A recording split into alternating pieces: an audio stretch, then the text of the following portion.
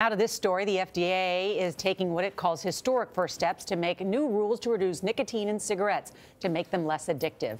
The government estimates about 5 million people would quit smoking within a year of the new nicotine limits taking effect. The FDA believes the changes could drastically decrease smoking rates among American adults from 15% to 1.4%. Tobacco use kills almost 500,000 Americans every year. Dr. David Agus leads USC's West Side Cancer Center. Good morning. All right, smoking is at an all-time low, but this could make that even better. Yeah, it's an all-time low, but we're still smoking way too much. You know, nicotine is interesting. It's a natural compound. Plants make it so when bugs eat them, it actually kills the bugs. And so we take that as a stimulant. And it's addictive. So the more nicotine, and there's actually been more nicotine in tobacco over the last several decades, it makes it more addictive. And this bold plan is, let's change it the other direction and reduce nicotine so it's less addictive. Does the nicotine cause the cancer?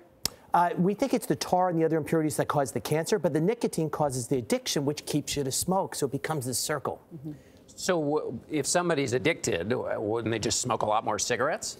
You would think so, but in the trial that was done several years ago and published in the New England Journal of Medicine is when you reduce nicotine, you actually reduce smoking.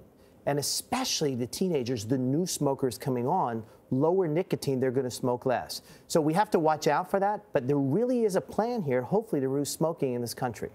And it's essentially weaning people. Is that basically it? Well, it's not clear, and the FDA has asked for data on weaning versus a cold turkey going down dramatically on the number of nicotine.